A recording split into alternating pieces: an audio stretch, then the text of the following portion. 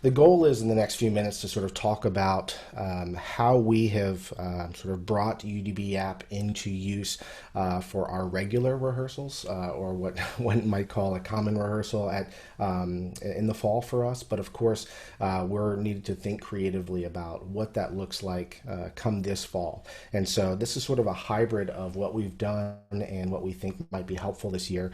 And so with that, the focus is really going to be how we might learn drill in sort of a remote or a hybrid learning strategy. And then also just how we can save time overall, not just in the drill learning process, but for us as directors and drill designers, how we can save time before it's time to maybe learn that drill.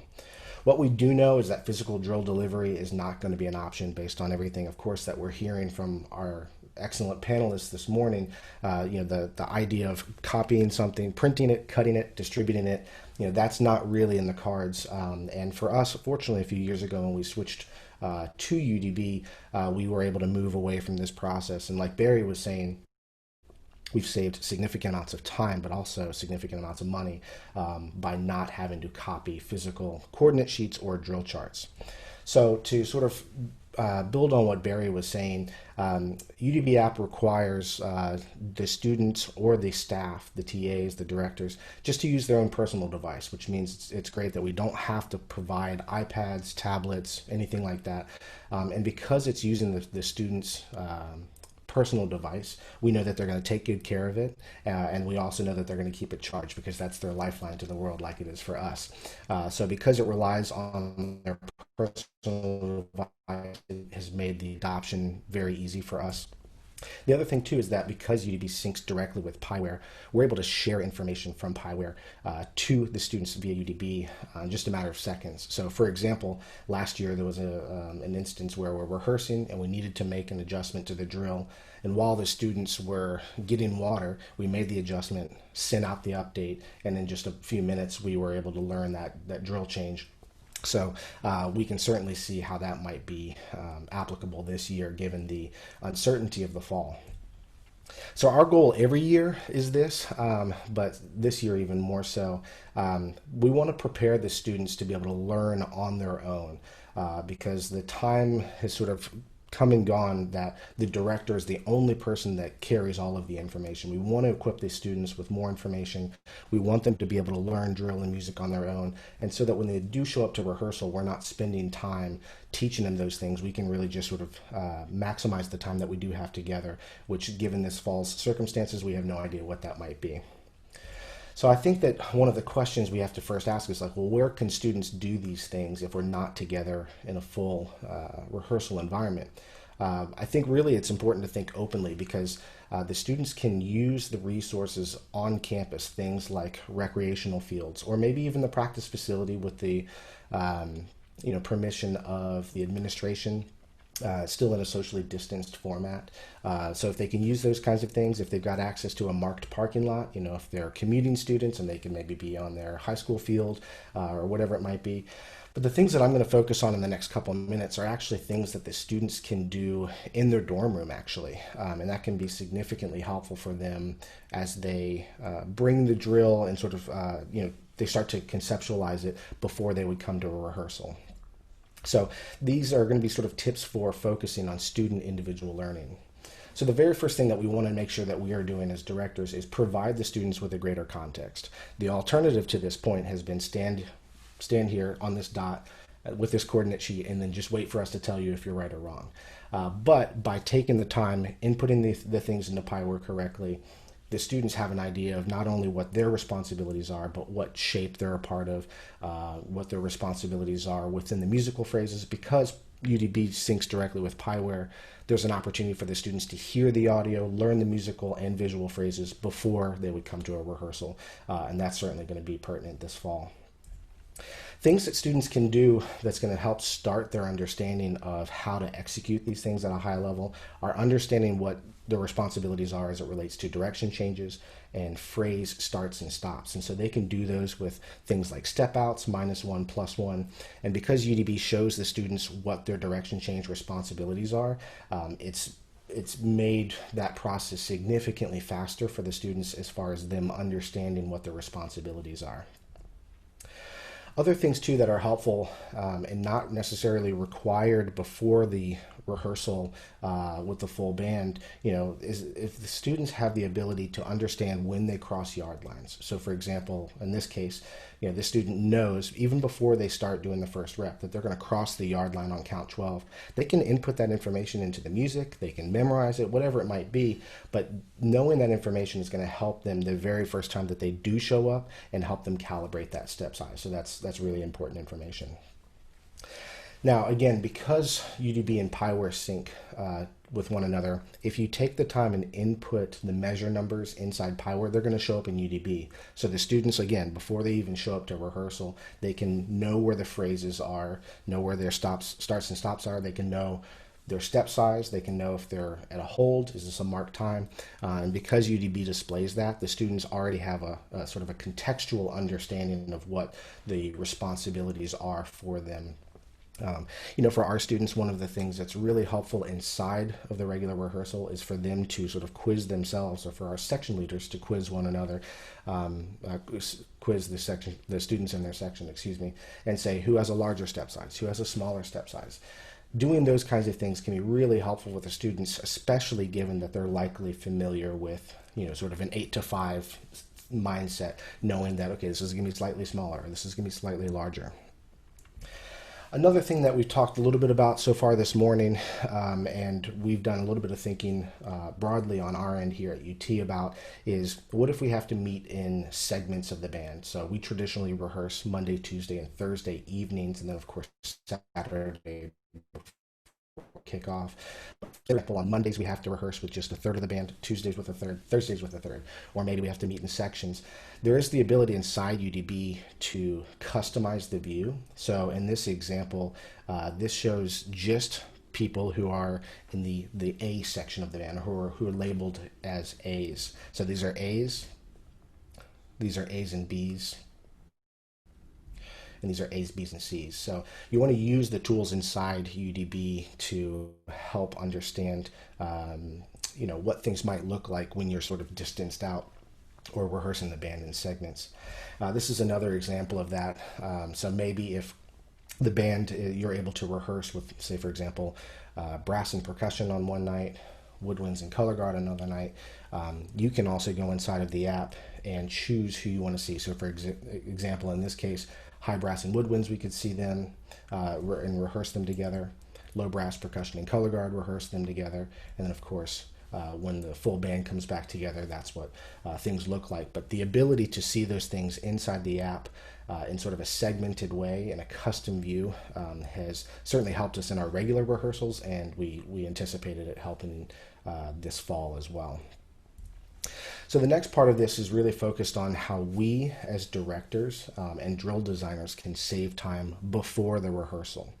And this first example from our friends at Jackson State University, they've taken the time to input this, the drill into Pyware correctly. So that way, when they learn drill inside UDB, they can see what it's supposed to look like. And the students have a contextualized understanding of how this works. Because remember, again, the alternative is I'm just going to do this. I'm not really aware of what's happening around other people, what part of the shape I am, those kinds of things.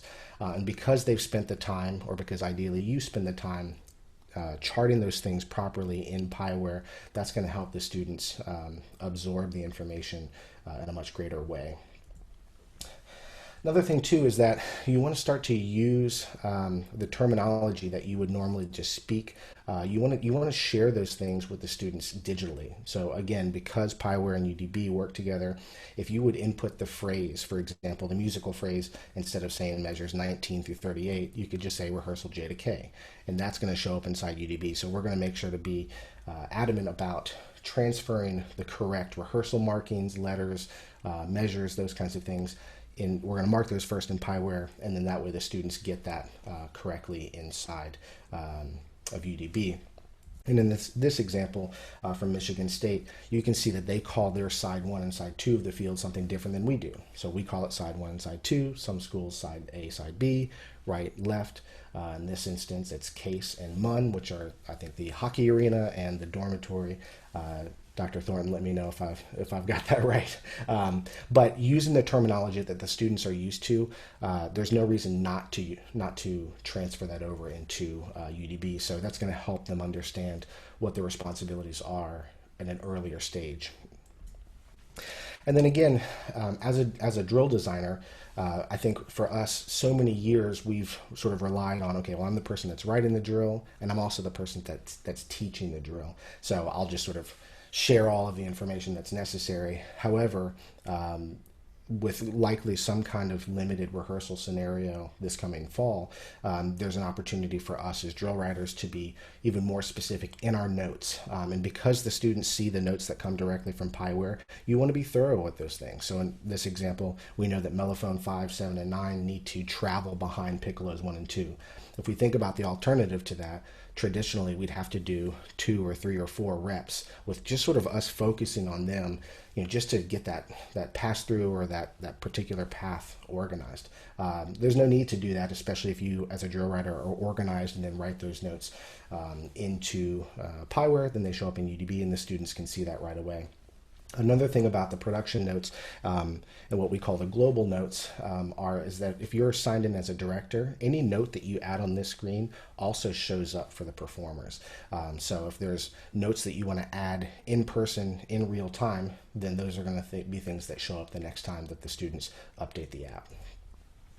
And then one of the last things in this section is that because UDB allows you to import PDFs or take pictures of music, you want to encourage the students to go ahead and understand and write down and commit to, okay, this is where we mark time, this is where we hold, this is where we move. So bring the music into UDB, go ahead and put in the drill tab so that way they know where all of the phrase markings are. And then what's great about this is that wherever you are in the drill, it takes you to that spot in the PDF. So it keeps you in sync at all times. And that's not only helpful for the students, but for us as directors. We might have a 17-page score, and when we switch back and forth from music to drill, it takes us directly to that spot, and we're not having to use another app to sort of flip back and forth.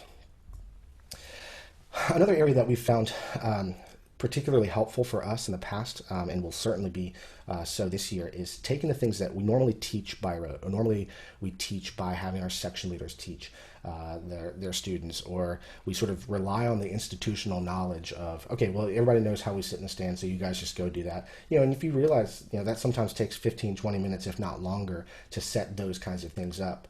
But for us, as soon as we charted these things inside Pieware and then made them available inside UDB for our students, we not only set those things up faster, but the students had an understanding of, here's where I stand every time, all the time. And that's made things really, really efficient for us. So for example, things that we've done is we start every rehearsal in our concert arcs, and so we put that inside Pieware, brought it over to UDB, and so the students know exactly what their coordinate is for that. The same thing with the parade blocks.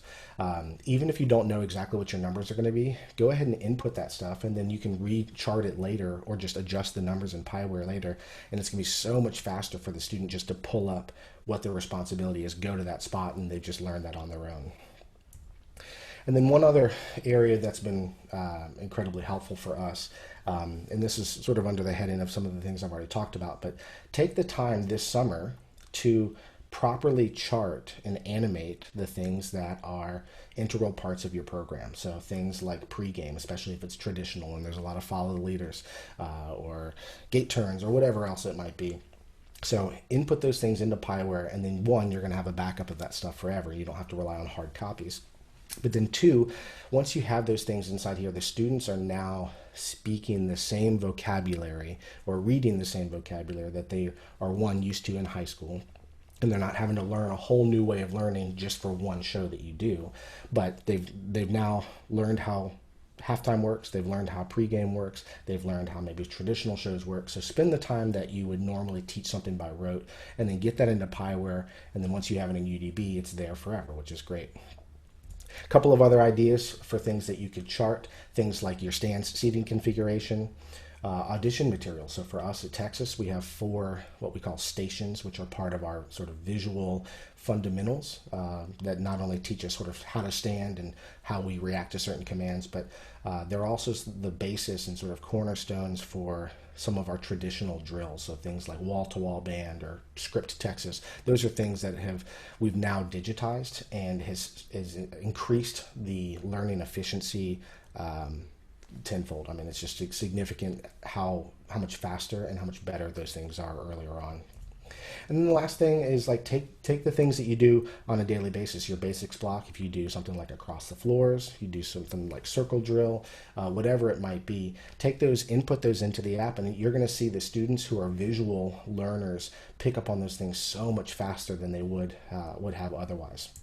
So I'd encourage you guys to check out more. I know this has sort of been a lightning quick session to sort of continue on Barry's coattails, but certainly encourage you guys to check out more information on ultimatedrillbook.com. And then this evening during the happy hour / hang, I'm happy to talk more about this. I'll put this link in the chat as well, or maybe Caroline can, or anybody who's moderating. But I'll be happy to answer any questions, not only about how we might use it this fall, but how we've used it in the past, because we're fortunate that we've used it now for 3 or 4 years, and it's been a game changer. So I'm going to pass it back over to Barry or Caroline or whoever's next.